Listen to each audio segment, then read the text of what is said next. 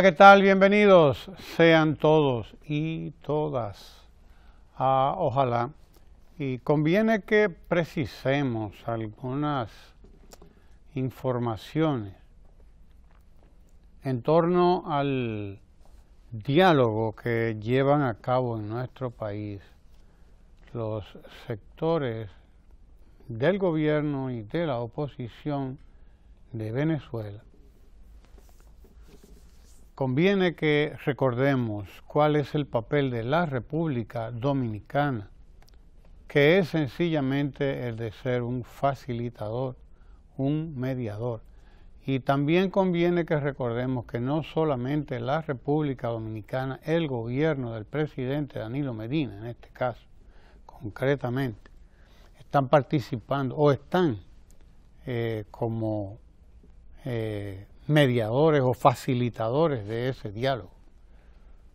También está Nicaragua, también está Bolivia, y también está la delegación del gobierno, en cierto modo de España y sobre todo del PSOE, el Partido Socialista Obrero Español. Es decir, la República Dominicana no participa sola.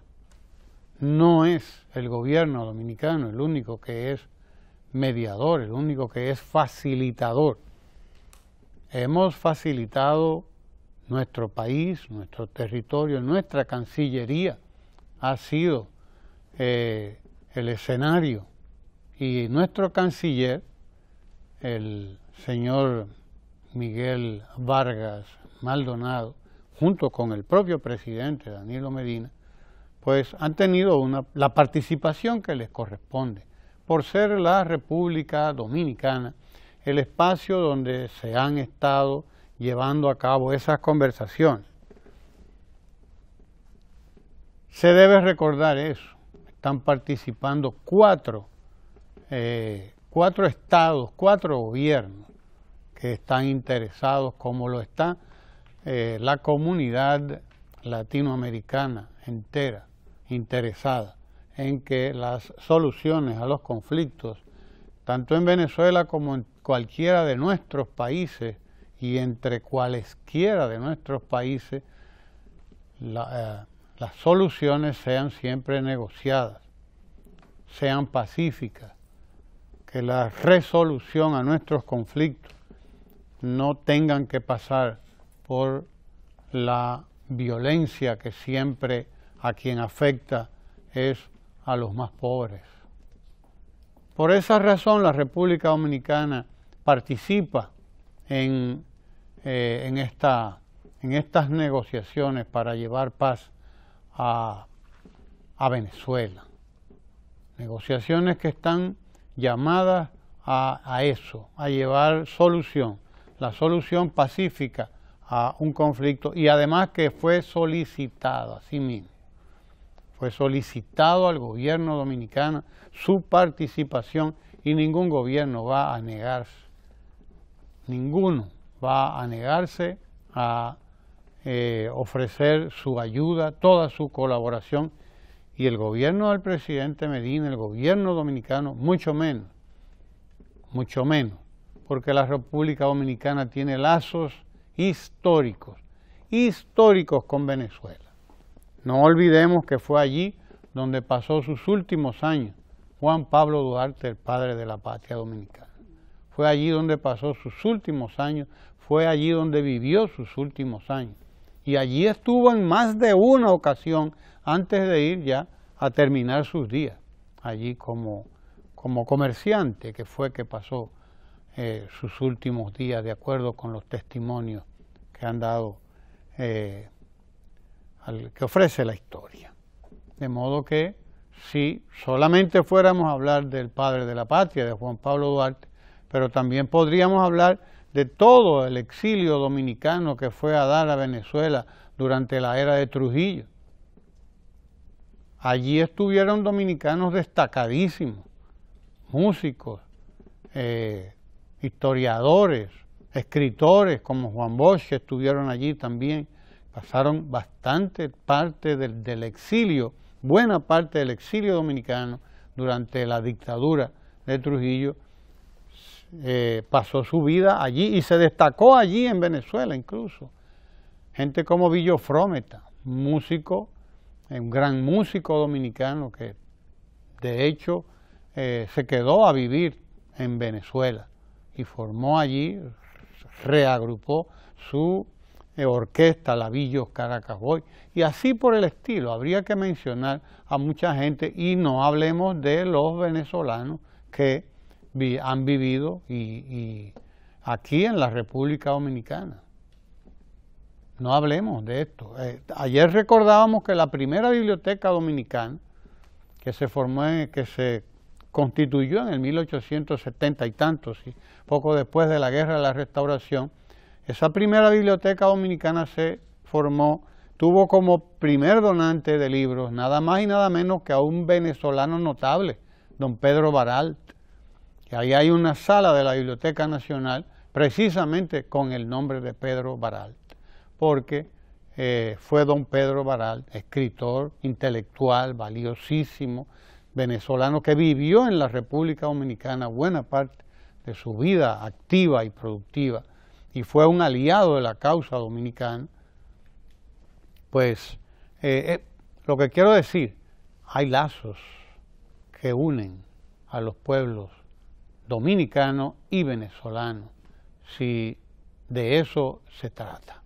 Y además, hay que dejar claro que la mediación dominicana en el caso de Venezuela, que está justificada y que es muchísimo más que justificada por todo lo que he dicho, tiene también que ver con la participación de la República Dominicana y del gobierno del presidente Danilo Medina en todos los foros internacionales como una estrella de primera magnitud, puesto que actualmente incluso la República Dominicana ostenta la presidencia pro tempore del Sistema de Integración Centroamericana, el SICA. Dicho sea de paso, es la República Dominicana la que está ostentando nueva vez la presidencia pro tempore del SICA. Ya lo fue también de la Comunidad de Estados Latinoamericanos y Caribeños, la CELAC, que se ha reunido aquí en más de una ocasión, que ha sido presidida por la República Dominicana también, y en esos espacios, la Comunidad de Estados Caribeños también, la República Dominicana juega un papel de primera magnitud, un papel estelar. Así se explica por un lado el papel que ha desempeñado el gobierno del presidente Medina en las distintas o en el proceso de negociación entre las partes en conflicto en Venezuela, el gobierno del presidente Maduro y la oposición venezolana, que ha sido una oposición, y lo digo con toda la responsabilidad, muy irresponsable además, dicho sea de paso. No tiene nada que ver la participación dominicana en esto, en este proceso, con ningún tipo de negocios o de dependencia de la República Dominicana con respecto al petróleo de Venezuela. Más aún, informaba recientemente el presidente de la Refinería Dominicana de Petróleo, el licenciado Felucho Jiménez, que la República Dominicana en la actualidad ni siquiera compra petróleo directamente a Venezuela, ni derivados del petróleo. República Dominicana está comprando su petróleo y los derivados del petróleo que compra en el mercado internacional lo está haciendo en la bolsa internacional en que se compran esos productos y lo hace por licitación, explicaba Félix Jiménez. República Dominicana cada vez que quiere comprar derivados del petróleo, ya sea gasolina, ya sea diésel, gasoil, ya sea fuel oil, ya sean todos los derivados del petróleo que se consumen en la República Dominicana, como el propio crudo que se procesa en la misma refinería dominicana, lo hace vía licitación. No hay compras directas a nadie, no lo hay. Es decir, la participación dominicana, la participación del gobierno dominicano en las rondas de conversaciones entre las partes venezolanas no tiene absolutamente nada que ver con el negocio del petróleo, de lo cual la República Dominicana, desde luego, se tiene que sentir agradecida, porque Petrocaribe fue un instrumento de solidaridad que inauguró el presidente Hugo Chávez en su momento, del cual se benefició la República Dominicana, pero no solo se benefició la República Dominicana, sino casi todos los países del Caribe también, y hasta los Estados Unidos, porque del petróleo de Venezuela, en ese momento de crisis en que el barril de petróleo llegó a niveles altísimos en el mercado internacional, que representaba para nosotros un gran sacrificio realmente, en esos momentos Petrocaribe llegó a ser un instrumento indudable de la solidaridad y del que nos beneficiamos prácticamente todos los pueblos caribeños. Esa es la realidad.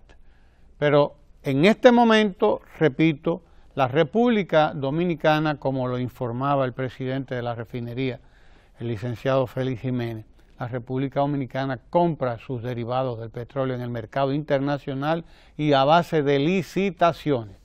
Licitaciones que, dicho sea de paso, se hacen con bastante frecuencia, porque la República Dominicana, como cualquier país del mundo, necesita, desde luego, un abastecimiento continuo, permanente, de crudo, pero además de, sobre todo, derivados del petróleo, gasolina, gasoil, todo aquello se compra en el mercado internacional sobre la base de licitaciones. Repito, no tiene absolutamente nada que ver con ese mercado, con ese negocio, la participación dominicana en las negociaciones entre la oposición y el gobierno de Venezuela. Tampoco tiene que ver nada con la participación de Venezuela en precisamente la refinería dominicana del petróleo, porque todos sabemos que Venezuela, el Estado venezolano, es dueño del 49% de las acciones de la refinería dominicana de petróleo. Si mal no recuerdo, creo que es el 49%. La República Dominicana es el dueño, el socio mayoritario en esa negociación, en esa empresa. República Dominicana tiene el 51%, es el socio mayoritario en la refinería dominicana de petróleo, que por eso es dominicana, dicho sea de paso. La República Dominicana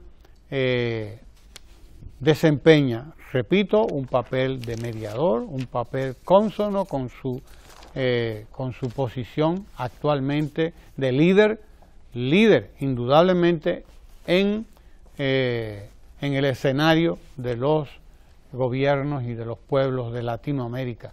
Es un espacio que hemos construido, que hemos ganado y que se justifica toda vez que nosotros hoy somos el Estado presidente o que ostenta la presidencia pro tempore del SICA, que, repito, hemos tenido una participación destacada en escenarios internacionales como CELAC y todos esos otros espacios en los que República Dominicana ha estado participando activamente, muy activamente en los últimos años. Dicho sea de paso, esto para quienes viven inventando, para quienes viven ofreciendo falsas informaciones. República Dominicana actualmente ni siquiera compra petróleo o derivados de petróleo a Venezuela. Repito, lo hace en licitaciones internacionales que gana el mejor postor. Quien ofrezca el mejor precio, como explicaba Felucho Jiménez, quien ofrezca las mejores condiciones, a ese se le compra en el mercado internacional vía esas licitaciones. ¿Queda claro esto? Bueno, dígame usted. Chupe usted y déjeme el cabo, como dicen por ahí. Bienvenidos amigos de Jalaga. ¿Qué se cuenta? Ayer un juego emocionante donde un jonrón que se dio dejó a muchos amigos en el Cibao con un pequeño dolor de cabeza. Pero déjele eso a Lalo, que ese es su trabajo aquí, hablar de pelota al mediodía. No me curra el bulto, como dicen. Estoy celebrando. Habiendo tantas cosas interesantes. Penosa la situación esta de que el Papa, saliendo de Chile, se contradice a sí mismo después de haber pedido perdón y termina diciendo: el día que me traigan una prueba contra el obispo Barros, acusado por víctima de abusos sexuales, de encubridor, ahí voy a hablar. No hay una sola prueba en contra, es todo calumnia. El régimen de la impunidad. A propósito, todo es calumnia. ¿Qué es lo que nosotros decimos? Que aquí nadie demuestra nada. Son calumniadores profesionales. El Papa tiene razón. El que quiera estar diciendo cosas en contra de la iglesia tiene que probarla.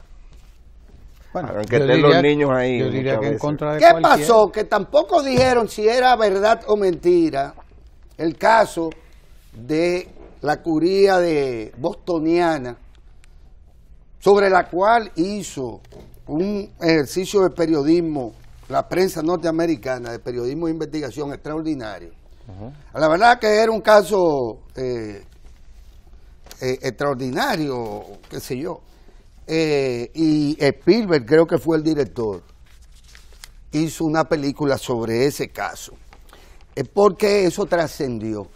Sin embargo, nunca vimos tampoco al Vaticano, ni a la curía dominicana, referirse, ni al caso, y ni siquiera y mucho menos a la película. No hay que irse muy que lejos. Ganó un Oscar, déjeme decirle, la película esta a la que estoy haciendo referencia. Aquello fue fabuloso, el encubrimiento y la barbaridad de aquello, y la alta jerarquía bostoniana católica involucrada en aquello. Pero además aquí todavía en el país, porque a mí de vez en cuando hay que poner el dedo en la llaga, aunque haya mucha gente asustada siempre, que no es capaz de decir la verdad. Pero como alguien dice, la verdad siempre estará por encima de cualquier otra consideración. Resurge, como dice, o se evidencia la verdad en algún momento. Aquí sacaron curas pedófilos, violadores, de mujeres, de niños, de todo, que no solo el de Sajoma, el de por allá, ni el nuncio. Ni el nuncio, que nunca nadie ha explicado, como tuvieron que explicar los franceses esto, que sacaron a un preso de aquí, y todavía hay uno preso, cómo demonios lo sacaron de este país, que no fuera por un puerto. A Huesolowski. A un tal Huesolowski. Ahí mismo, sí. El que terminó, se supone que haciendo el harakiri, pero en el Vaticano, no en Japón, ¿usted me entiende? Haciendo el harakiri.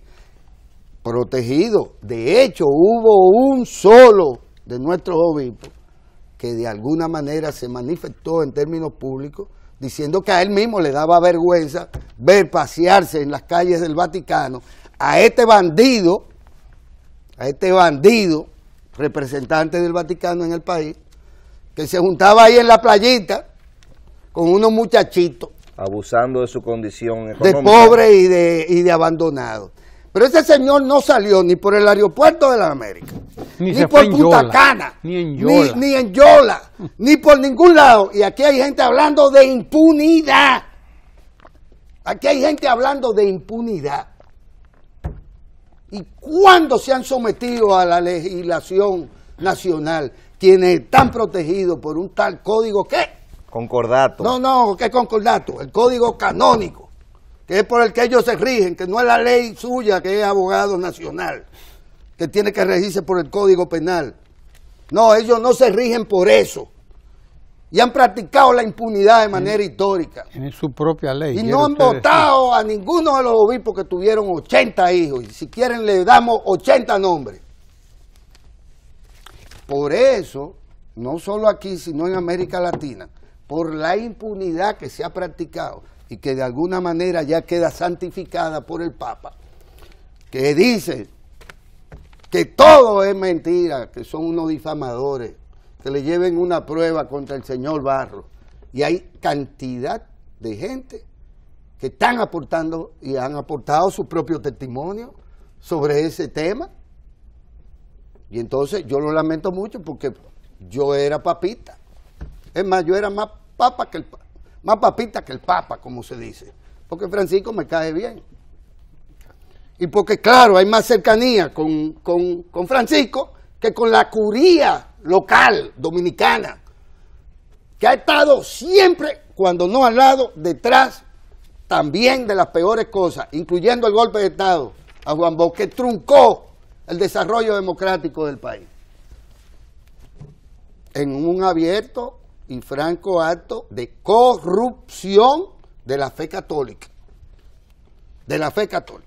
Pero como nosotros no estamos aquí para estar atacando al Papa Francisco, hay cosas más interesantes también que tratar y algunas más que lamentar. Y de alguna manera lamentamos el giro que la oposición venezolana le ha dado al proceso de diálogo. Un escollo más en este proceso, se erige la confrontación de las fuerzas de seguridad del gobierno de Venezuela contra un individuo que actuó independientemente, al margen de ser parte de un conglomerado político, que diera la cara. Ayer le decía a un amigo suyo que no entiende muchas cosas, que no es lo mismo, que Capriles o que López estuvieran al frente de cualquier acción, incluso conspirativa, a que apareciera un tipo, se roba un helicóptero, va y bombardea instituciones civiles, una institución civil, luego se jondea o aterriza fabulosamente, acrobáticamente en el techo de unos apartamenticos y desaparece. Y ya luego anda con un grupo de hombres que terminan acorralados y tomando 25 rehenes, armados hasta los dientes todos. Y entonces eso ellos lo ponen como un obstáculo para avanzar en la negociación que debe conducir a una solución pacífica, dialogada, civilizada, de cualquier conflicto en Venezuela. Lo ponen de obstáculo, y qué pena, porque yo podría perfectamente recordarle a los desmemoriados. Aquí hay unos cuantos desmemoriados, Sí, no me digas. que ni siquiera la historia reciente la quieren recordar. Pero de un fuetazo se quemaron a 14 venezolanos cuando andaban conspirando en la calle. Ustedes no recuerdan que ellos mismos. Entonces, por uno son capaces de parar todo un proceso que involucra al mundo entero, si se quiere, obstaculizar la solución a los problemas de ese país, porque un individuo terrorista actuando al margen de, insisto, una declaración política del liderazgo político venezolano, estuviera preso o no preso, ¿no? Nada que. El tema es que ahora le molesta que, según se ha dicho, también, que debe ser mentira, que fueron ellos que entregaron o ayudaron a entregar al tipo. Pero resulta ser que fueron ellos los primeros que por igual dijeron que ese tipo estaba raro, porque ese tipo estaba como actuando a favor de Maduro. porque la acción que él había llevado a cabo, esa oposición entendía que esa acción a quien le convenía, por alguna razón, era a Maduro. Resulta ser que Maduro madura al tipo, y entonces, nos retiramos, aquí no puede haber diálogo, porque ese tipo, del cual nosotros nos desentendimos, no asumimos políticamente su accionar terrorista, ese tipo, las fuerzas de seguridad lo detienen, lo acorralan, y él, armado hasta los dientes, bueno, pues tiene la suerte que tiene todo el que se dedica a ese tipo de accionar, como el hijo de Percival, que aquí hubo gente que pretendió que él era el Che Guevara. Sí, sí. Y el Falpo faltó poco para que el tal Falpo lo convirtiera en el mártir del siglo XXI, a un asaltante terrorista que nunca había tenido un perfil político, pero hijo de un provocador que fue a faltarle respeto a todos los dominicanos, haciendo lo que nunca nadie se había atrevido, pensando que en medio de una campaña electoral se le iba a responder como había que responderle. Pero tuvieron la cachaza de decirnos a nosotros que ese señor era un mártir de la Revolución Dominicana. Bueno, pues lo mismo pasa. Ahora quieren decir que por la muerte de este tipo se rompen unas negociaciones y no se llega a una solución democrática, negociada en Venezuela. Eso hay que lamentarlo tanto como ese recular de Francisco, que no lo conocíamos. Pero reculó reculadamente. Aún así, él sigue siendo un poco más favorable que si lo compara con anteriores papas, que abiertamente encubrieron casos de pederastía y de pedofilia. Pero hablando de una situación un poquito más positiva, y que también fue un discurso de ese Papa Francisco, cuando él hablaba de que había anualmente 36 millones de personas que morían por el hambre en el mundo. Yo quiero resaltar un programa que se anunció ayer, un acuerdo que se anunció ayer entre los comedores económicos y el Programa Mundial de Alimentos. Es un programa que se llama Hambre Cero. No es un misterio para nadie que en el mundo actualmente hay casi 900 millones de personas que sufren de hambre en el mundo. Cuando hablamos de hambre es que no llegan a las calorías mínimas que se necesitan, a las 2.700 calorías mínimas diarias que se necesitan para ellos subsistir y poder seguir con su vida en condiciones óptimas. Esta situación generó un programa que se corresponde con el objetivo número 2 de los objetivos de desarrollo del milenio. Ese objetivo los objetivos de desarrollo del milenio son una serie de metas que buscan cumplirse de aquí al año 2030. El segundo objetivo es el hambre cero, que esos 900 y pico de millones de personas pasen a estar alimentados. En ese sentido, los comedores económicos identificaron provincias de la región suroeste que son muy vulnerables y han anunciado la creación de 6 comedores económicos en Cristóbal, Bateisei, Galván y San José de los Llanos. Esto se enmarca dentro de una visión de ir reduciendo ese problema del hambre, de la malnutrición infantil, y ir cumpliendo ese objetivo que nosotros como humanidad nos hemos puesto. No es un secreto para nadie que actualmente hay más o menos 7.000 millones de personas, pero la tecnología que tenemos da para satisfacer las necesidades de 12.000 millones de personas. O sea, no se explica que exista un hambre como existe en el mundo cuando hay una tecnología exponencial que cada día se desarrolla y crea cosas magníficas. En ese sentido, ese acuerdo que se firmó ayer entre Nicolás Calderón, por parte de comedores económicos, y las personas del Programa Mundial de Alimentos, viene a ser parte de ese compromiso que ha asumido el Estado Dominicano con cumplir los objetivos del milenio y con erradicar el hambre en República Dominicana.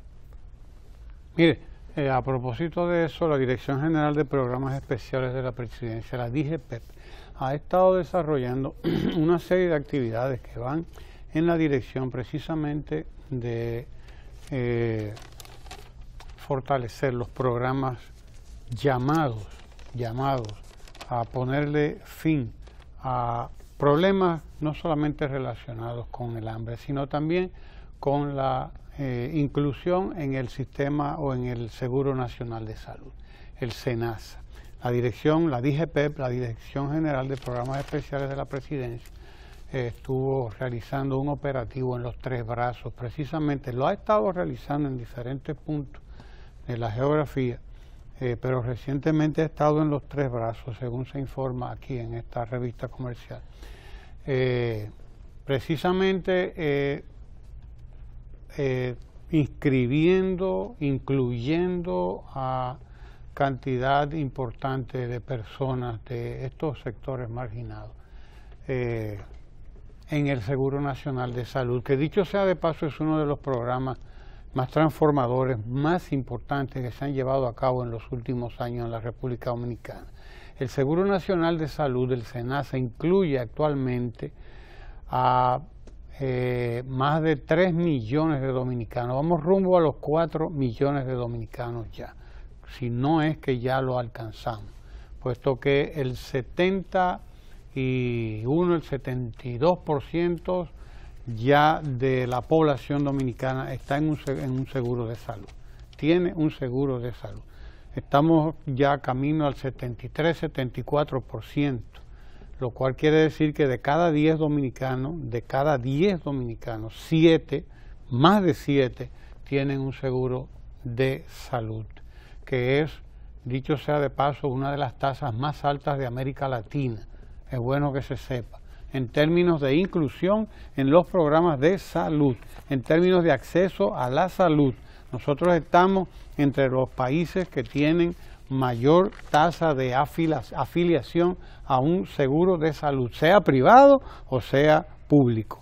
En este caso, SENASA tiene más de la mitad de la población asegurada a su cargo. Lo tiene ya el Seguro Nacional de Salud. Nosotros superamos ya el 70% de la población con un seguro de salud, y eso no es cualquier cosa. Muy pocos países de América Latina pueden darse el lujo de decir que el 70% de su población tiene ya un seguro de salud.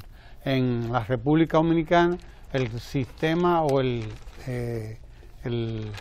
sistema subsidiado que ofrece el Estado tiene más de un 35, casi 40% de la población, y de ese 70 y pico, el otro 30 y tanto corresponde al seguro, a los seguros privados, es decir, a la empresa privada. Son dominicanos y dominicanas que están afiliados ya a un seguro privado, puesto que son empleados privados. El resto, del más del 70% de los dominicanos que tienen acceso a un seguro de salud, corresponde al sistema familiar o al sistema de salud dominicano y el Sistema Nacional de Salud, el SENASA.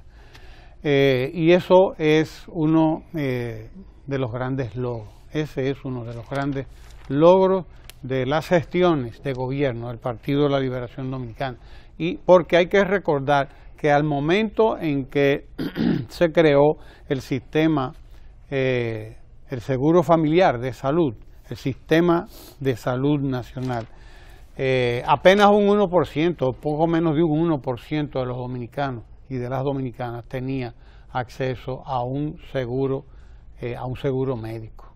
Es bueno que lo sepamos eso. ¿De 1% pasó a cuánto? Sí, señor, de un 1% hemos pasado a un 70 y tantos por ciento. Vamos rumbo al 75% si no es que ya lo alcanzamos. O sea, que la meta es la universalización. La universalización es la meta, claro que sí. Y el presidente de la República se ha propuesto que de aquí al 2020 todos los dominicanos y todas las dominicanas tengan un seguro de salud.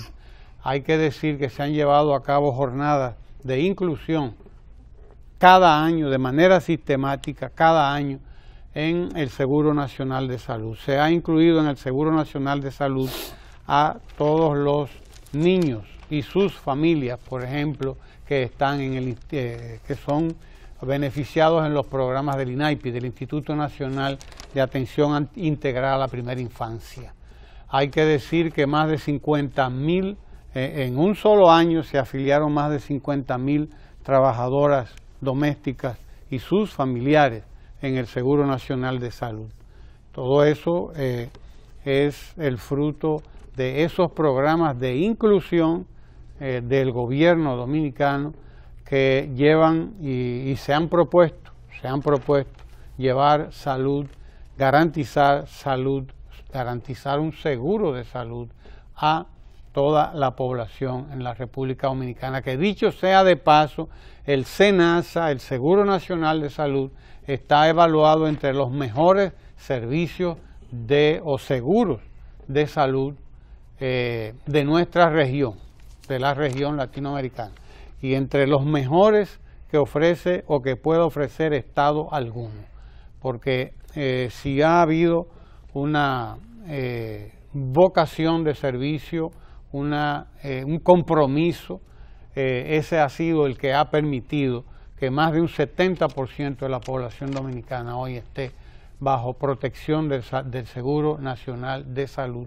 y que ya nos dirijamos al 75% de la población dominicana cubierta por un Seguro Nacional de Salud. La meta es que al 2020 el 90-95%, óigalo bien, al 2020 el 90 o el 95% de los dominicanos y las dominicanas estarán cubiertos sus necesidades de salud por el Seguro Nacional de Salud, y por el que no esté en el contributivo lo estará en el subsidiado, porque el que no esté porque ha conseguido ya su primer empleo, dicho sea de paso, un número considerable de familias, medio millón, ha tenido acceso al sistema de salud vía la consecución de su empleo, sea el primero o sea el que sea, pero en los últimos 5 años se han creado en la República Dominicana más de medio millón de empleos, y eso ha permitido que de empleos formales, de trabajos formales, no estamos hablando de trabajo informal, no, estamos hablando de trabajo formal, empleo formal, formalizado en el Ministerio de Trabajo, formalizado en la Tesorería de la Seguridad Social y formalizado en todas las formas en que se pueda considerar, porque no se trata de empleo de subsistencia o informal, se trata de trabajo formal. Más de medio millón de dominicanos y dominicanas han conseguido su primer empleo en los 5 años de gobierno del presidente Danilo Medina, y por esa vía han tenido acceso, por lo tanto, al seguro de salud, al seguro privado, al seguro que se llama contributivo, que es decir, que el empleado, el trabajador, aporta una parte de su salario y el empleador aporta la otra parte del seguro de salud. Y en este caso luego está el sistema subsidiado, que es el que rige el Estado, y es en el que está más del 35% de la población asegurada en la República Dominicana. Ese es el que va en el 2020 a cubrir más del 90% de la población dominicana. Nos dirigimos a la universalización del seguro de salud como debe ser en la República Dominicana. Sí, yo tengo algo que quisiera compartir con todos ustedes, y es que el periódico resalta una importante declaración que ha dado la Fundación Institucionalidad y Justicia. El día pasado nosotros estábamos aquí hablando, no sé si te acuerdas, Guillermo, que fuimos un poquito enfáticos, sobre lo absurdo que resulta en República Dominicana a veces el debate, cuando hay tantos temas por donde atacar al gobierno de manera positiva y contributiva, y el gobierno es precisamente quien toma la decisión. Yo me quiero referir a al decreto a la ordenanza 24/2017 del Ministerio de Educación, que despoja la facultad al ministro de la facultad que él tenía de nombrar a su voluntad a los directores regionales y avance hacia un proceso competitivo en donde en base al mérito se iban a escoger a los directores regionales. Y esa iniciativa, que es una iniciativa en donde el poder público comienza a descentralizarse y a ceder facultades en pos del mérito, resulta que encuentra la oposición encarnizada de sectores que dicen que es ilegal esa terna, que comienzan a decir que no, que esa terna lo que le da es un poder discrecional al ministro, cuando el método que existe actualmente es un método que no toma en cuenta ningún tipo de mérito. Sin embargo, saludamos esta declaración de la Fundación Institucionalidad y Justicia, donde el señor Servio Tulio Castaño Guzmán dice que la Ley Orgánica de Educación, en su artículo 139, manda precisamente a hacer lo que se está haciendo, y que la elección mediante el método de ternas, luego de un proceso competitivo, es parte de lo que dice ese artículo, que lo que se quiere es boicotear avances que se lograron con el pacto educativo. O sea, ¿qué puede estar más en consonancia con la transparencia y la eficiencia en el servicio público?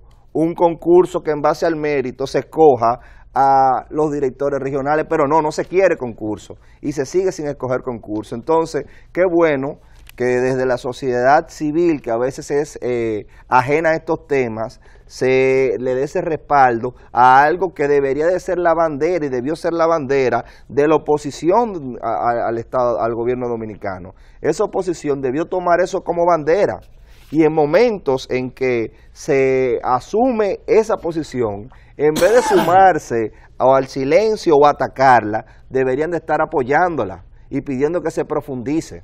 Así que esa posición en torno a la escogencia de las directores regionales, nosotros la felicitamos y seguimos reiterando aquí nuestro apoyo, porque en la medida de que ese proceso de selección sea más competitivo, vamos a tener una mejor educación. Mire, yo no sé, podría no estar de acuerdo, Finjo, con lo que se está haciendo ahí. Podría perfectamente, incluso, Servio Tulio, no hablar sobre ese tema nunca.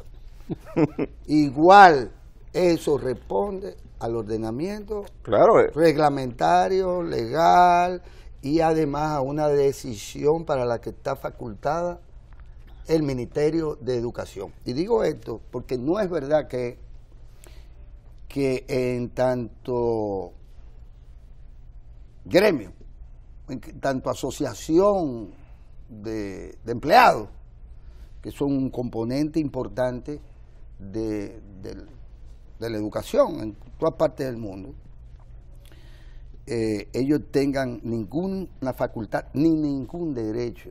Es que es legal.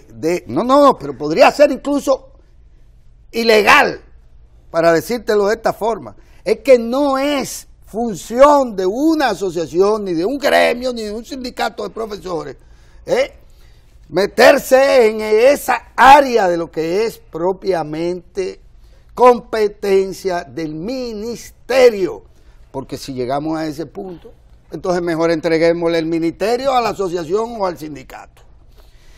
Eso es pura politiquería hidalga, lo repito, pura politiquería hidalga. No tienen derecho a objetar nada. Eso es como la gente que cree que se mete a vivir en el río Sama, a contaminarlo, y después entiende que tiene derecho a un pedazo del río y que hay que darle un título y que hay que darle un tratamiento porque él se metió en el río o en la cañada. No, es que dirá que politiquería. El río es de todo el mundo. Obviamente. Pero no para que todo el mundo viva en él, ni lo contamine, ni nada. Pero además sin pedirle permiso a nadie en ningún caso. Sin pedirle permiso a nadie. Lo que deberían estar ellos explicando si es verdad o es mentira, que la nómina de 90,000 no era de 90,000, sino de 80,000. Eso es lo que deberían sí ellos estarle explicando a este país. porque hicieron un barullo inmenso que generaron una situación de falta de paz en la educación dominicana, cuestionando el derecho que tenía el ministerio a revisar la nómina docente y a la nómina administrativa. Y un proceso serio que se hizo. Se convirtieron en un obstáculo interfiriendo algo para los que no tienen derecho. Dicho eso, déjeme decirle una cosa. Lo más importante que ha aparecido en sus propias revistas comerciales son las importantes ideas, opiniones aportadas por el señor José Luis Corripio Estrada. Don Pepín. Don Pepín, a quien además reconocemos como el inmigrante prototípico. Tanto que hasta una estatua tiene en la 27 de febrero.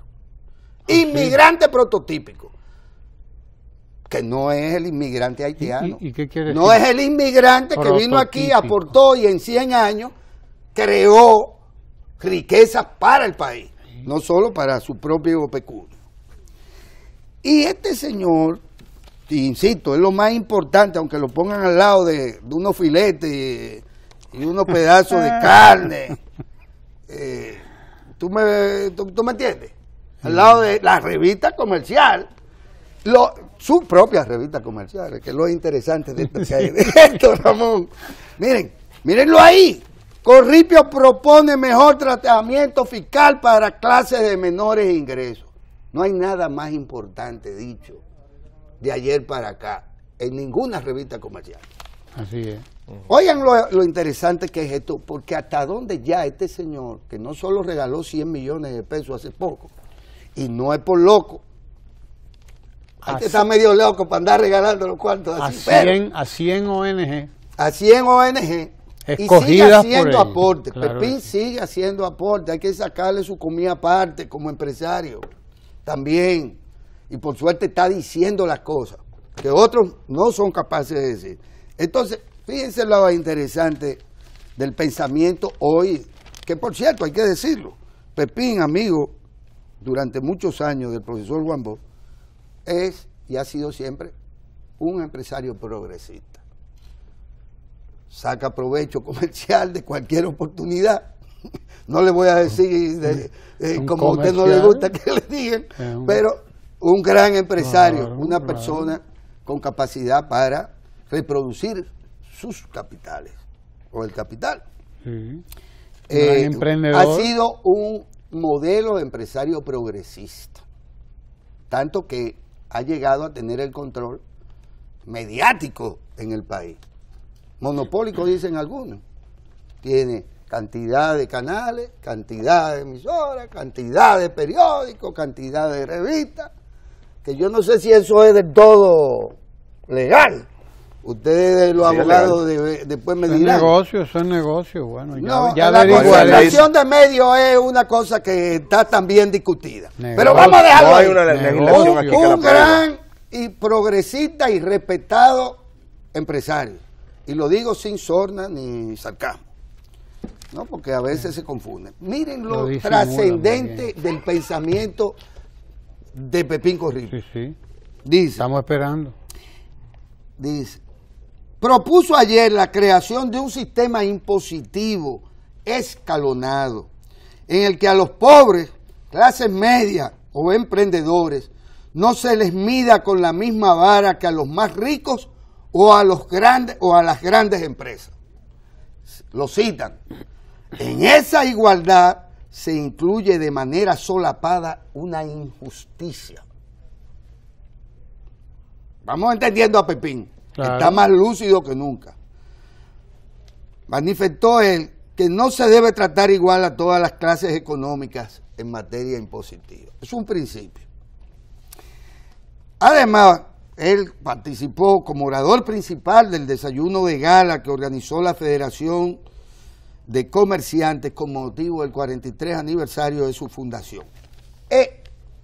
Enfatizó que ese sistema fomenta la desigualdad de las clases sociales desde el punto de vista económico. Dijo que otro problema al que se le debe buscar solución es que en el actual sistema tributario el emprendedor al emprendedor se le da el mismo tratamiento fiscal que a una empresa grande. Consideró que las personas que tienen beneficios excesivos, y él sabe bien de qué se habla, supongo yo, claro, deben pagar escalas mayores de impuestos que los emprendedores y pequeños empresarios, por entender que 1 millón de pesos de un emprendedor no puede tener la misma carga fiscal que la de una gran empresa. Planteó que bajo esa estructura impositiva es muy difícil ascender para quien nace en la clase pobre o la clase media. El empresario además dijo propuso la creación de un código del primer empleo para insertar a los jóvenes profesionales en puestos laborales, debido a que la alta tasa de desempleo se puede convertir en un grave problema para la estabilidad social del país. Corripio Estrada explicó que ese código del primer empleo debe ser paralelo al actual código laboral. Eso es un aporte, una creación, diciendo que es posible que se haga paralelamente, como forma de permitir que el sector privado pueda contratar a los jóvenes que necesitan trabajo. Ahí hay como una sabichosería también, porque a las empresas que contraten nuevos jóvenes, el primer empleo, bueno, vamos a desmontarle algún tipo de carga impositiva. Bueno, pero va apoyando para cargárselo a ese fondo. Apoyando al empleo nuevo, al nuevo... Sí, ahí hay una discusión. Claro. Es correcto, pero espérate, que quiero cerrar y te paso ya, como ya se está agotando el tiempo. Claro. Y tenemos a nuestros invitados aquí, usted está usando el tiempo de los invitados. Pueda contratar a los jóvenes que dice, dentro de 15 años, esto lo dice Pepín, que habla con mucha propiedad, porque conoce bien el sistema. Dentro de 15 años o 20 años estoy viendo 200.000 o 300.000 personas educadas, graduadas, que han hecho sus estudios universitarios y no tienen empleos. Esa es una situación conflictiva y peligrosa. Y yo quiero concluir resaltar las ideas yo creo que el país debería declarar, si no lo hace a propósito del presidente Danilo Medina, como después de él la persona más importante por lo que dice y hace en el país, por lo menos en el año 2018, que es cuando se han producido estas opiniones, porque esto es la razón, si se quiere, fundamental para obligar al empresariado a pactar con los distintos actores y con el gobierno el pacto fiscal, al que naturalmente se oponen todos los que se oponen a todo.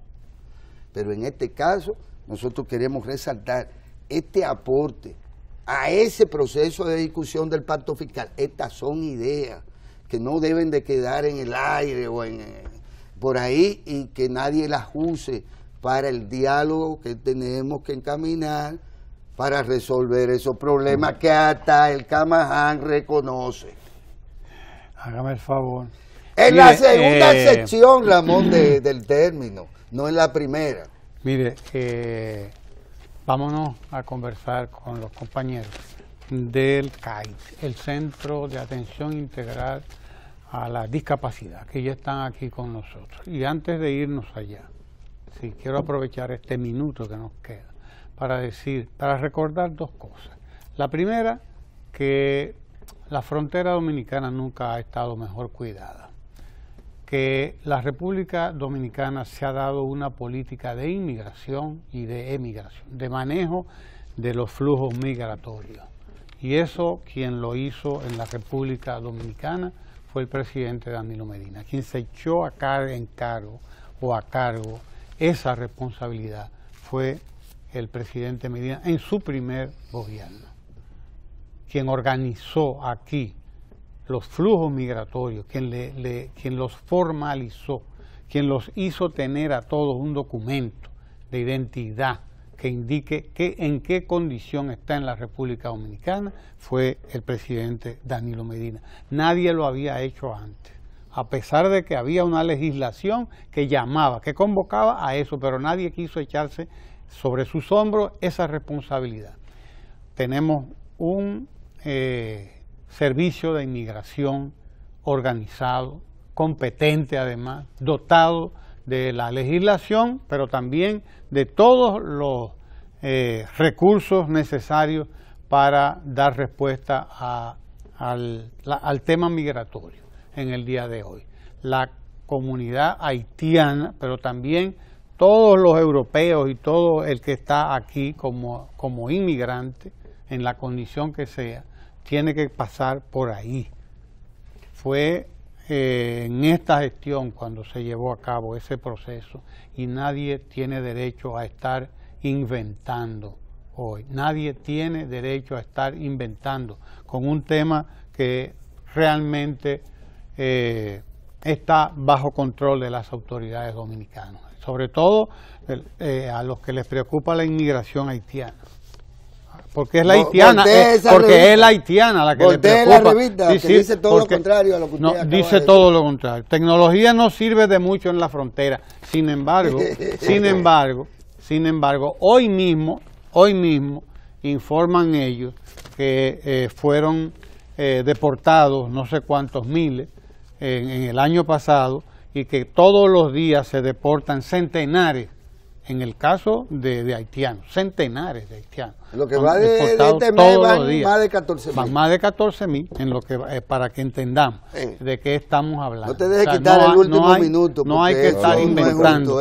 Y quiero también informar que próximamente ya entrará en operación el teleférico de Santo Domingo, que va a beneficiar a 250.000 de dominicanos y dominicanas de ahí, de esos sectores que han estado siempre marginados, que han estado siempre aislados, y que estamos inaugurando, o mejor dicho, fortaleciendo el sistema de transporte masivo en la capital, y que pronto se comenzará a hacer lo mismo con el transporte interurbano, que también requiere de una intervención decidida del Estado Dominicano, y que ya tiene la ley y tiene la institución, el Intran, el Instituto Nacional de Tránsito y Transporte Terrestre, el Intran, que ya comenzó a tomar las medidas